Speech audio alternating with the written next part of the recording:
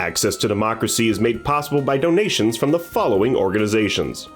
Thomson Reuters, a global company with expertise and insight to unravel complex situations in the areas of law, tax, compliance, government, and media. Their worldwide network of journalists and editors keep customers up to speed on relevant global events. Thomson Reuters, the answer company. The division championship Minnesota Twins are looking to go all the way to the World Series in 2024.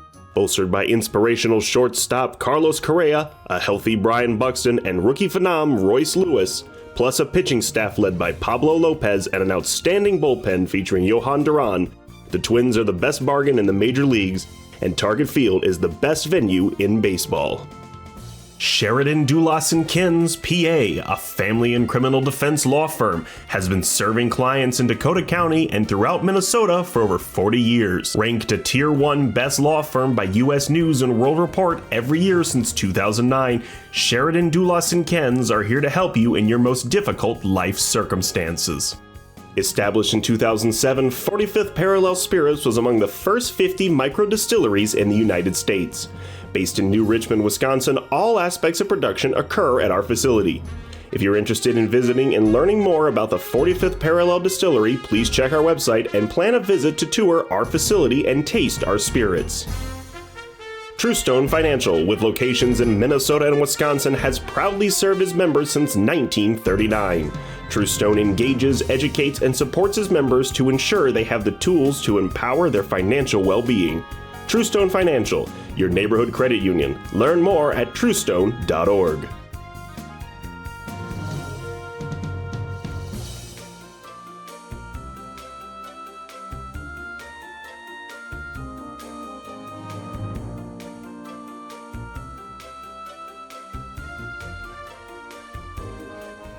Welcome to another edition of Access to Democracy. I'm your host, Steve FranciscO. Thank you for joining us on this beautiful spring day here in Minnesota. It's a real pleasure and honor to welcome to our studio today Minnesota's 22nd Secretary of State, Scty Simon. Mr. Secretary, welcome back to Access to Democracy. It's great to be back. Thanks for having me. You've been on our program before, I believe about a year and a half ago, but I always like to give viewers a little sense of who our guest is, where they're from, where they grew up. Where did you grow up? Where did you go to school? So I grew up and still live in Hopkins, and I went through the public schools there, went to Hopkins High School, proud alum, go Royals. And after that, I went to college at Tufts University in suburban Boston. Spent a year doing other stuff after that, and then I went to the University of Minnesota Law School. So like so many good Minnesotans, I came home. Myself included. Right. Came home from a stint in D.C. and graduated the U of M Law School as well. A little bit earlier than you, I think. I was class of 81. What year were you? I was class of 96. Okay, quite a bit. Yeah. Quite a bit younger than myself. So you began your public career, I believe, when you ran for a seat and won a seat in the Minnesota legislature. Right. Tell us what your district was and how long you served in the legislature. Yeah, so I ran in 2004 in a House district that included all of Hopkins and half of St. Louis Park. And I served for 10 years, 5 two-year terms, and the district changed very little between when I started and when I left. There was one intervening redistricting cycle, but it was barely, just sort of some cosmetic changes, a few houses here and there. But it's great. I got to represent the place where I grew up and where I still live, Hopkins and St. Louis Park. And it was 10 years, it went quickly. By the end, I was chair of the Elections Committee, which I think was a great segue to doing this work as Secretary of State. It would certainly seem so.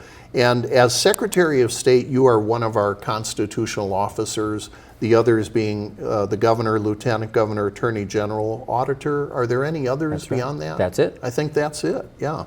So you were elected Secretary of State in 2014. Right.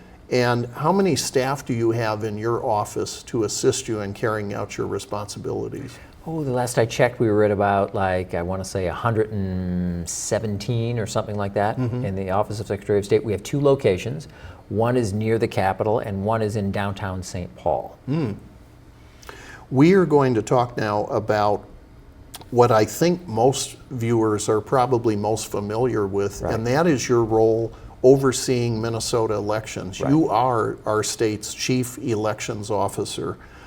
In recent years, some people have raised questions, significant questions, about the accuracy and validity of our elections. Right. And it seems to me that these types of questions go straight to the very heart of the nature of our democracy. So I want to ask you very directly, are Minnesota elections fair, open, impartial, and secure, and why? Absolutely, yes. We have a strong and long tradition in Minnesota of elections with real integrity, and the public agrees. The Star Tribune just a few months ago did a poll, a statewide poll, and it showed that 79% of Minnesotans had a basic confidence in our election system. Now think about that. In this day and age, it's hard to get 79% of people to agree that water is wet, right? I mean, this is an extraordinary consensus in Minnesota. That doesn't mean we don't have still have work to do, and it doesn't mean that it's wrong for people to express skepticism or to have tough questions, of course. But you know, year in and year out, going back decades, we've had a really clean, honest, well-functioning system. And another way, besides poll numbers, that you have to think demonstrates this is our super sky-high turnout year in and year out. So usually we're number 1, number 2, or number 3 in the entire country in voter turnout. And what that tells me, I think, is that at a basic level, Minnesotans have a fundamental confidence in the system. If they didn't, they wouldn't turn out in such huge numbers. If people really in their hearts thought that the system was somehow dishonest or inaccurate or something else, they probably wouldn't bother as much as they do. Now, it's not the only measurement. And again, I'm not saying there aren't areas for improvement, but overall, we've got a really good thing going in Minnesota, and I think the voters agree. So we hear from some politicians, not so much in Minnesota, but I think at the national level, raising doubts in voters' minds and the public's minds, saying there are thousands of people who are not citizens voting in our elections. There are thousands of illegal immigrants in Minnesota, undocumented people, voting in our elections. This is not true, is it? No, the opposite is true. It's a microscopic issue, and we have fresh data, we have fresh numbers. So just last summer, in the summer of 2024, in July, I believe, a law professor at the University of St. Thomas here in the Twin Cities published an analysis, a study, an article about this. He also wrote about it in the Star Tribune, so you can check me. He looked at 10 years worth of Minnesota voting, 10 years, from 2015 to 2024.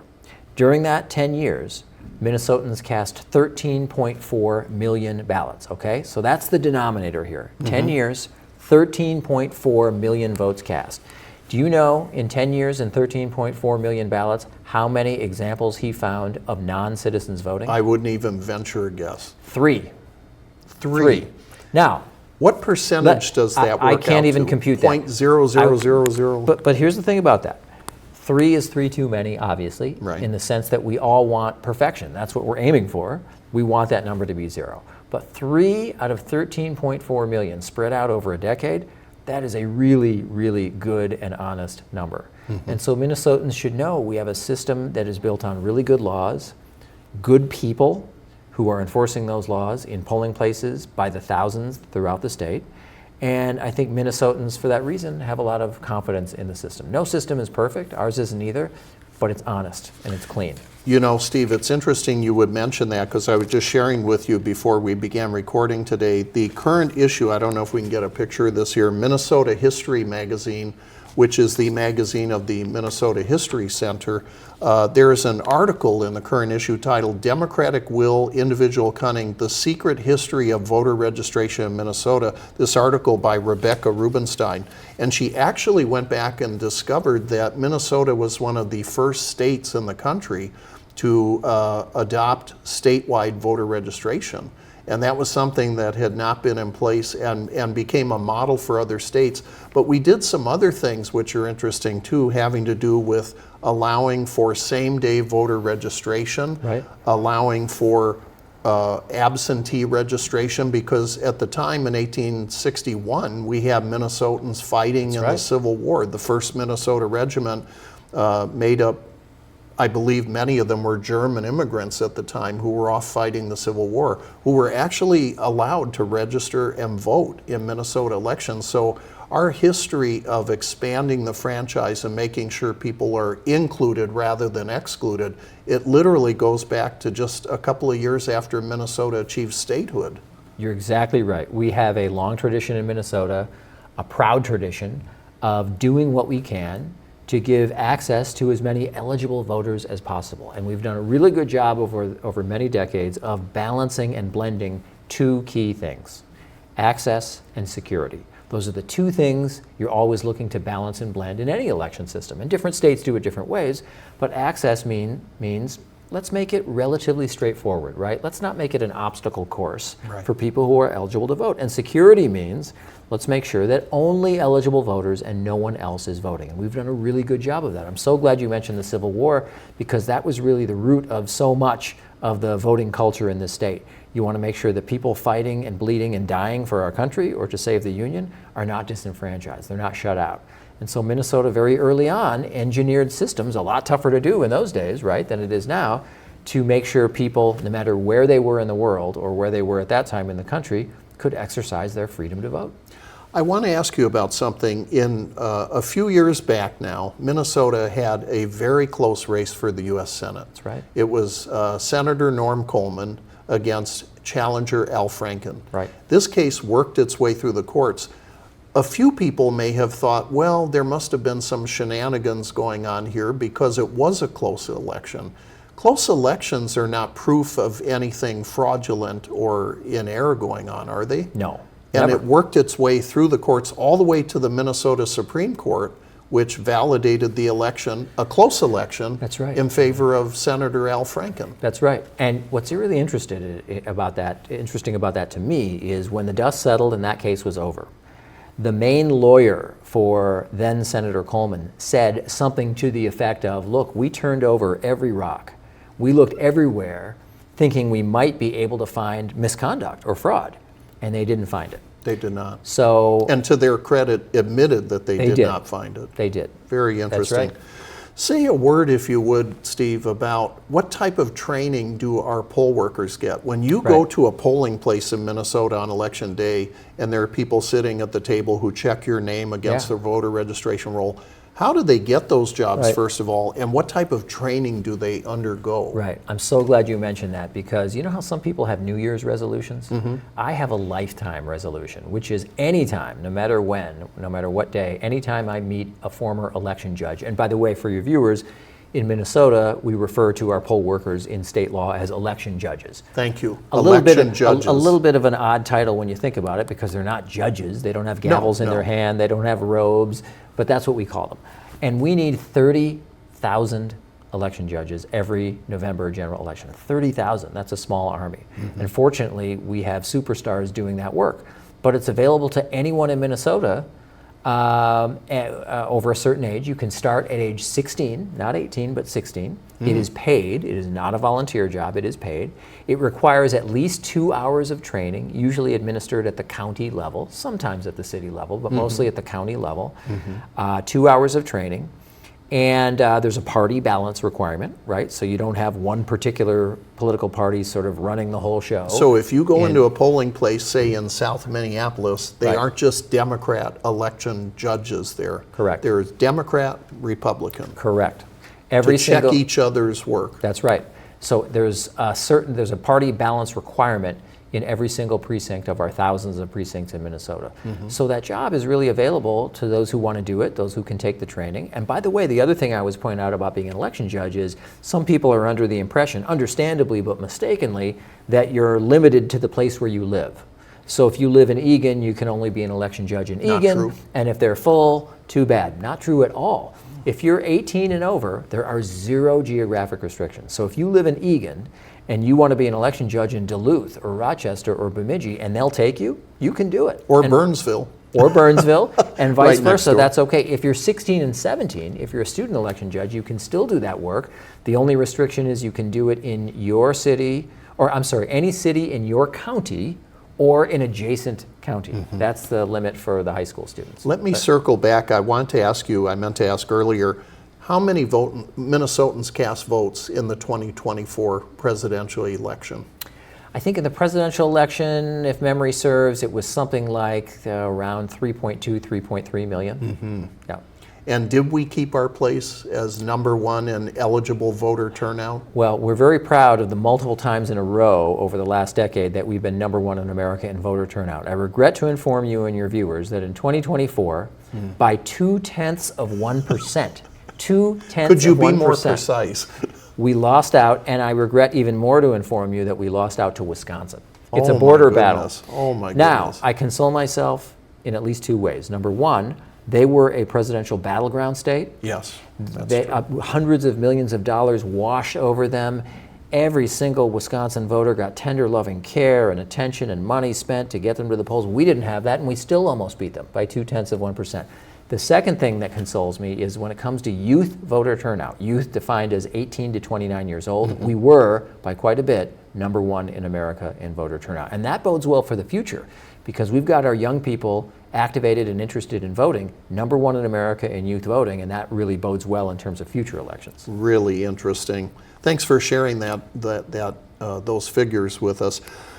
Elections aren't the only thing that the Secretary of State does, so we're going to use our remaining time to talk about a few of those.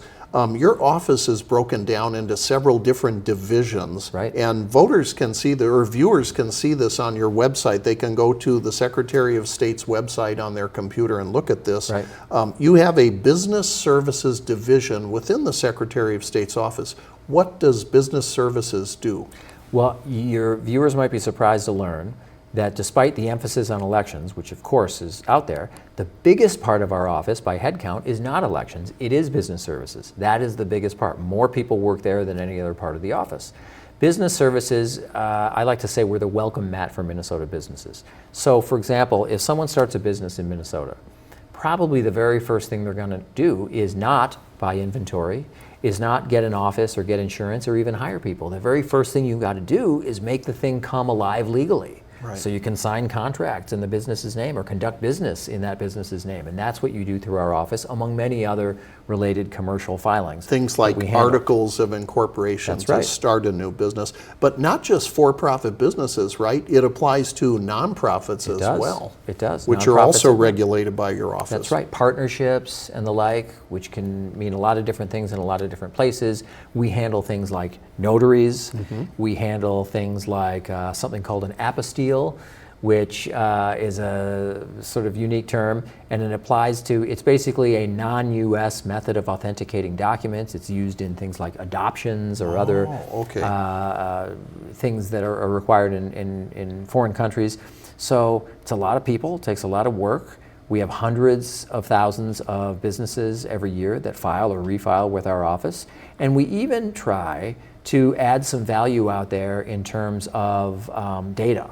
For businesses, for academics, for journalists, for others. We have a new project that I'm excited about called the Minnesota Business Snapshot, which is a voluntary survey that we ask hundreds and hundreds of thousands of businesses to fill out. They don't have to, it's voluntary. That tells us a little bit about themselves. What kind of business are you? How many employees do you have? Are you veteran owned? Or are you owned, women owned? Or are you owned by any other special category set forth by the federal government? And we've compiled this really big and useful and valuable database that's available to the public. So what's new about this is it's newly available on our website. You can go, you can search by county, type of business, and all sorts of other criteria. It's something that I think adds value to the business community generally. Let's focus on nonprofits for a second, because we sometimes hear stories about what I might call pop-up organizations that suddenly appear in Minnesota soliciting donations from the public. Isn't there a requirement in Minnesota law that before a nonprofit can do that, they have to register?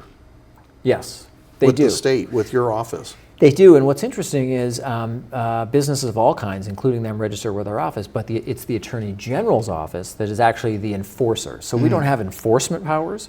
We're the ones who take in the filings, but the Attorney General's office has a vigorous and strong nonprofit division that if need be, will go after nonprofits that are breaking our laws. Which, as we've seen in the news in Yeah. recent times, have not been reluctant to do. Exactly right. Yep. You got to go after folks who are abusing the system and not following the law. Yeah.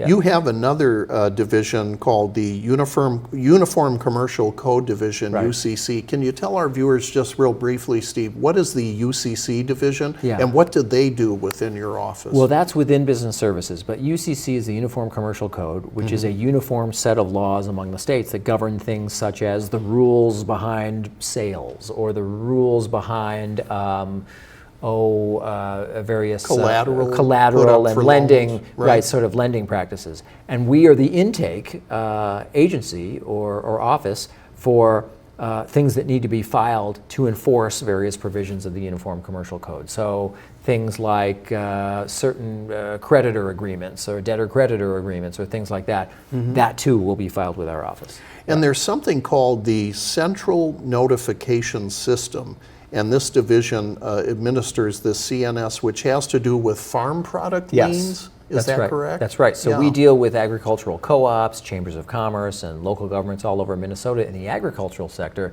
because that's right. So there are certain commercial documents. So for example, if a farmer is taking product to a grain elevator, in law, there are certain documents that need to be filed to make sure that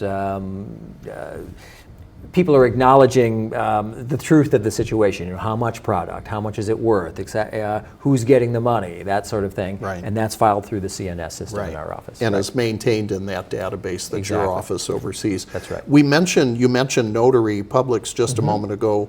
Tell our viewers who may not be aware again, or to remind them, what does a Notary Public do? Yeah, a notary public has to, under state law, authenticate certain documents. Now, I want to be clear here. What they're authenticating, they're not vouching for the truth of the document. Right. So they're not looking at I don't know, whatever the document may be, saying, oh, that really is true. What they're authenticating is that the person, Signing that document. exactly, that the person signing that document is the real person. Right. Right. So Jane Doe, Joe Blow goes in and signs a document. The notary is authenticating the fact that that person signed the document. They're not vouching for the truth of the contents of the document. And that they But they're- sign that document in the presence In the of presence, the Notary that's Public, right. who then signs it and puts their notary seal Right. on it They too. put a seal, they put a Who stamp. can become a Notary Public in Minnesota? Oh, there are various rules in state statute, and we authenticate whether people have are entitled to get that notary stamp. and They whether receive a met the requirement. training, That's right. and they have to renew That's right. their notary status. Every few years, they have to renew their notary status. They have to get training because there are new developments that pop up from time to time in this work. Yeah. You have something within the Secretary of State's office called the Safe at Home Address Confidentiality Yeah. Program. Tell us about that. That is really dignified and life-saving work, literally. What Safe at Home program does, it allows certain people in the program to hide their true physical address, to keep it completely private, completely confidential. And the people who are in the program are typically people like victims of domestic violence, sexual assault, others who might, by virtue of their job, fear for their physical safety. It could be a judge, it could be someone in law enforcement, a prosecutor, and the like. And we have a network in all 87 counties of people who are play a mediation role, you might say, or a role in, they're called application assistants, in determining whether someone is worthy or for the program or could get use out of the program. And it means what it sounds like. They are safe in their own home. Right. It means that they can't, their home and where they live can't be discovered by anyone else. The only one who knows where they live is us, them, and whoever they choose to tell. So the way this would work, correct me if I'm mistaken, I think it works such that you provide a confidential address that they can use. That's right. On official documents, say to communicate with a court of law Exactly. or with anybody essentially, and that you're protecting their actual address where they may physically be present. Exactly. So we give them another address that's not where they're truly physically residing. right. And for all purposes, public or private. It could be a transaction with a retailer. It could be enrolling a kid in school. It could be a relationship with the bank. They will only get that substitute address. They won't get the actual physical address, which shields that person who has reason to believe that their physical safety is in jeopardy and the physical safety of their families. A large chunk of the participants in this program are the children of those who fear for their safety. So it applies to the entire family, and it has absolutely saved lives. There's no question about it. Do other states have a similar program, or is Minnesota unique in this regard? No, most do. Last I checked, about 38 states do. But what's interesting is not all of them reside in the Secretary of State's office. And I can well imagine some of your viewers saying, well, that sounds like a great, valuable program, but why the heck is it in the Secretary of State's office? Right, That sounds like something maybe a sheriff's office would do. Or the Attorney General's The Attorney office. General's, right? And the interesting thing is it started in the early 90s. Washington State was the first state. And the reason is they found, unfortunately, that those perpetrators of domestic violence and abusers were using public voting rolls to find people who didn't want to be found. So it snowballed from there, and Secretary of State offices, starting at that time, started to adopt these programs, including in Minnesota. Now, in some states, it is with the Attorney General's office. In some, it's a standalone sort of agency. But in the plurality of states, maybe the majority, they reside with the Office of Secretary of State. Very interesting. And then one of the last functions that your office does, I mean, as our viewers can tell here, you do a lot more than elections, monitoring elections, and very important work. You also oversee the process of applications for boards and commissions, state boards and commissions. So give us a little sense of how that work goes and what you do there. Right. Well, the legislature has created literally hundreds of different boards and commissions. That citizens can serve on. Any citizen can serve on it. Sometimes they're reserved for types of citizens. So for example, the Board of Dentistry, right? As you'd imagine, most of the people in the Board of Dentistry are dentists. But there's almost always a number of, not just one or two, but a number of sort of citizen slots where they expressly don't want you to be a dentist. The Board of Psychology or a Board of Cosmetology. Yeah, whatever. And so citizens are encouraged to apply, as are people in those particular professions. And so we handle all the intake for all of that. We don't do the choosing, though. That's what I was going to ask you. No. Does your office choose those We do people, not. or you simply take the applications in and make sure they meet whatever requirements there may be in law for them to serve in the position that they're applying for? It's just as you said. We don't do the picking. The picking gets done by the governor or the governor's office, but we facilitate the process by which people apply. And by the way, all those applications, even just the applications, are public. Any member of the public can see, oh, look at the 7 people who've applied. Here's their actual application. And you can follow the process through until ultimate selection. So, I just have to say for reviewers, I strongly encourage people to check out these boards and commissions. It's a fascinating and really important thing. It's a real opportunity for everyday people to be involved in any area. And to give back to their community. And to give back, right. And I think it's a good sign and symbol when any state reaches out to the general population and says, hey, we've got hundreds of these commissions. Advise us. Let us know what we're doing, or doing well, or not doing well, or need to do more of, or less of, or whatever, and we've got that. So I really urge people to give that a shot. Very good.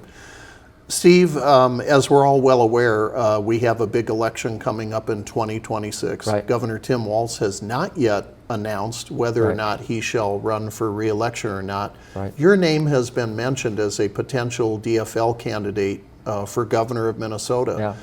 Should Governor Walz choose not to run, will you consider running for governor of Minnesota in 2026? Well, no one knows what Governor Walz is going to do. I have to assume he's going to run again for re-election, and you know, I'm heartened by the encouragement I've received, but I'm not ready to make any news here yet on this program.